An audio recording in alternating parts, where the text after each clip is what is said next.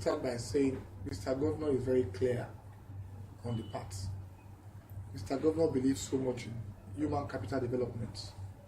And to that extent, the team's agenda, you have education and technology as a pillar, same way you have health as a pillar and environment. So for us, we have gone back to the foundation itself. And that foundation is, let us go back to our primary schools. Let us make it more competitive with our private schools that are bridging a gap. And what we've done in the past few months is that we've put a co-excel in place. A co-excel allows the teachers to be retrained, 21st century teachers. A co-excel allows the teachers to use a tab as a modern day technique to teach. A co-excel also allows you to monitor them and then put the curriculum at par across the states. Whilst we're doing that, we also admit that the state of the physical infrastructure across the schools in parts of the states is not something we are proud of. We will not blame anybody. We're taking responsibility as a government. And to that extent, we're putting investment on the physical infrastructure also to make the classes or the classrooms habitable for these pupils. Whilst doing that, we're also putting in place other infrastructure for them. In all this gamut of things the government is doing, we also say to ourselves, we must reduce the ratio of teacher to students. And that had led us to start massive recruitment of teachers from primary to secondary. So that is as per that.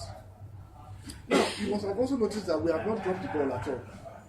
Now for our secondary, we're trying to put in place a template that will make it seamless for those that leave our primary, where a co-excel is in place, to our secondary.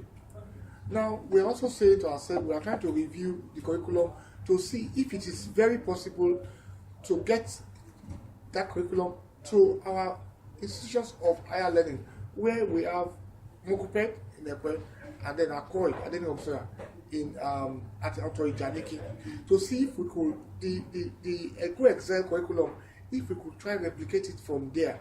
So those teachers will be in tune with 21st century teaching technique. Now to our higher institutions.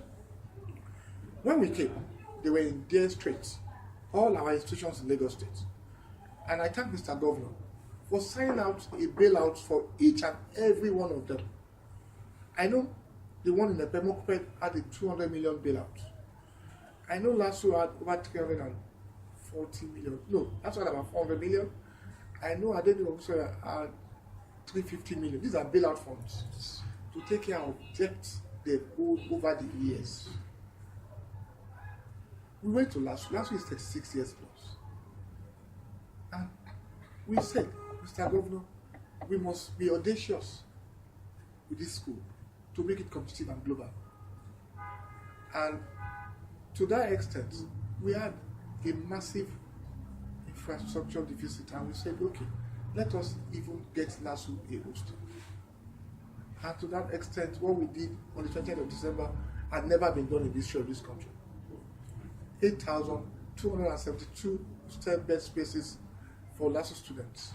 PPP project, we are not dropping a farthing. I repeat, we are not dropping a farthing. It's not costing us a kobo of state funds. Taxpayers' money is intact. However, in the course of time, Lasso and Lagos State will generate billions of naira as concession fee and as equity shareholders in due course. And Lasso, after the expiration, will still own those hostels. What we have done is, we are putting Lasso on the world map. And Mr. Governor told them at the London Stock Exchange last week, whilst we were in London. Kenya came and said, oh, they were celebrating a 5,000 bed space hostel for university in Kenya. And he said, what are you guys talking about? A green bond. When we've done 8,272 in Lagos for Lasso. Once that is in place, they should be breaking ground anytime from now. Then we want to replicate it across states.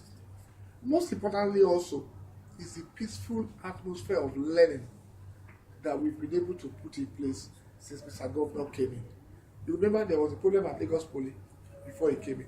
And what we had to do is set up a visitation panel to say, okay, this should not be allowed to repeat itself. And that panel will be winding down anytime from now, independent of us. Well, we're going to implement every recommendation of that panel. Also in Adeni Robusoya, we inherited industrial disharmony. We put in place industrial harmony, and we also ensured they have a new provost seamlessly done. And that's what we want to do across our states. Now, for us as a government, we believe education is a part of development. We are not saying we're going to drop the ball with respect to other critical infrastructure.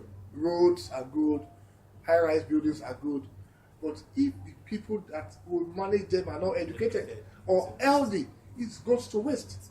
And that is why if you look at the countries that are the most developed in the world, they don't have mineral resources. They don't have oil, they don't have gold, they don't have all those things, but they have high human capital development. Pick the Finland, pick the Sweden, pick the Swiss, pick even the English. So we need to start getting our investment right. And Mr. Governor has put his skin in it now. 63% increase in the budget for education is unheard of. 40-something% increase in the budget for health in 2020 is unheard of. That tells you his conviction, it tells you his belief, and it tells you where his heart lies. So that's where we are. Thank you so very much, sir. Thank you very much. Yeah. Now, before we go ahead, let me just intimate you with some of the things that LASSOM stands for. The association is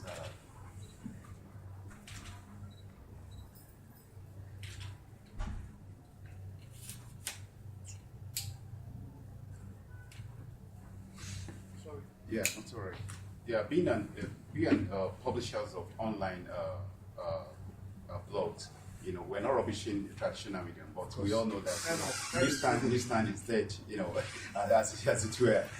So now we know we're looking at a way of you reaching directly to us. Maybe you tell AOB to form have a list mailing list so that we know what you're doing from time to time, rather than we looking for your press releases here and there, as it were. Then that is number one. Then number two, we want you to be liaising with Ayo, so that if you have anything that's very urgent for us, maybe you're going out, you can pick 2 or 3 people, and as you are as you are disseminating your information at any event, we are reporting, all of us. LASSOM is about 60 strong members, but these are just the executives, because everybody cannot come here today. So then now I think you have visitors. So let's just quickly wrap up, guys. We entertain maybe 3-4 questions or 5. Yeah, set it up. Okay, because the roadmap has set it up. Yeah. Then again, let me quickly chip this in. You mentioned some Nordic countries, some Nordic states like Finland, Norway. Are we picking learnings from any of these countries? Now, what we are doing is this. We are saying if they could do it as a country. Okay, we are a sub-national. Okay. People always forget that. I have someone telling me, hey, we are doing a rail for this number of years. Show me a country where a sub-national is doing a rail. We're just being audacious because we know if we don't plan for the future is here. Exactly. If we had Metro Line in the 80s when they planned it, we will not be discussing rail by now. We'll be discussing the expansion of that project. Yeah. So if somebody had a vision that at 79-80 to have a rail project in Lagos, they have seen the bigger picture that Lagos, the inflow into Lagos is going to be unprecedented in this number of years. 10, 20 years. Now, for reasons best known, it couldn't be realized. It behoves us, for the sake of posterity, to put those things in place. Else, they will ask us, what did you do when you had the chance to do them? A quick question, Yes. sir. All right, we are in a technology age, Yes. and I realize that young people or students, children in many schools are in more civilized societies. They are being introduced to situations like artificial intelligence, coding, We are doing it. and all that. So I want to know if all that is already incorporated into the new curriculum. Now, what we're doing is these days. From primary to Yes, what we're doing is, you must have heard about Code Lagos. yes. It's also team now Digital Initiative Lagos. What that meant to do is we have 650 schools across the state. We are not even limited to our own public schools. Even we added private schools. We're giving them computers, we're teaching them coding. Because we realize that is the way to go. And then we're also trying to give recognition to the IT hub in the state, the Yaba axis. And if you flash your mind back, how that will become an IT hub? To just one singular incident, main one cable passed by that corridor. Once they dropped, it opened up the system. That is by accident. So now we are taking deliberate steps to put these kids on that platform, teaching them coding. Are we covering all the schools? I'll tell you no. But it's an intervention to a point where we can now say, okay, we are collaborating with SUBEB. Now, across our primary schools, we are doing this. Why is also doing that? We're not also limiting that option to coding alone. We're also saying that, okay, before we get to all the schools, we are intervening in their library and setting up a computer system for them. This office is doing that, like an intervention too. So, at a point, there will be a convergence. There will be a meeting point. The meeting point is always positive for the state. All right, Shala. Afternoon, sir. Once again, my name is Shala. Okay, so, firstly, I graduated from LASU.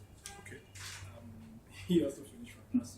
She also I finished wish last I wish I was in LASU when those structures were erected. I'm very sure I wouldn't have had issues with outside the campus. But let me quickly go straight to my question. You mentioned terrific changes in administration, things you've done, and I'm very sure those things you've done, your administration, you've done and you're about to do, most of them, the ones you've done, it is hard to see them in media space. And firstly, we'll be very happy if your administration can have those matter. Things you stated so far. People need to know out there. That's number one. We also want to know what is your administration doing, your media team doing in such a way that news like this will be swept under carpet. People need to know. Other parties need to know. People need to know what Mr. Governor is putting in place. I can't imagine someone putting 63% for education and people are not. And it's not trending. It's not trending. I can't imagine it. So we are putting it. We're also begging. That's the way we can have this information In real time. through him and we blow it out. It is not a fake news. It is there, but people need to know. Okay. That is noted for correction. I will talk to the CPS today. I will see him see me. Maybe by 5 or thereabout. Look, for me, the biggest room in the world is the room for improvement. I won't indict anybody, but I will just suggest. I have a mass comm background, so I understand what you're saying. And you see, also, because we are also still very new, I still believe you are still trying to pull these things together. Okay. But like you said, let us start hitting the ground running so we can be having our information out there as soon as possible. Okay, one last question, sir. Finally. No problem. Okay, one of the issues or one of the challenges I have with the education system in Nigeria presently is the fact that because governments have been failing over time, private sector have now taken charge. And it seems as if they have started to exploit parents. Now in most schools, it's so bad that you can't even buy a school sandal for your child outside. You have to buy from the school, pen from the school, everything from the school. Is there no way government can intervene? Virtually every week there's what cultural day, education day, and they keep ripping parents off. And it's so painful. Sometimes I wonder, is that what I'm going to face when I start having my children? Now, let me tell you the easiest way out, and I'll be very candid with you. Okay. Every businessman sets up a business to make profits. Sure. Are we going to allow them to exploit the system so much? I will tell you no. But you see, that's what you get in a purely capitalist system. What we should tell ourselves is, must I keep my child in that school? No. Now, what we as a government is trying to do is pull up the standard of our schools to the level that you can say, I'm taking this child to a public school. Enough of all this And we're going to get there. Also, most of us have this mindset still that private schools are great. Go check the result of Wahab the past few years. The best students actually emerge from public schools. How many people have a public school? Most of us are people of public schools.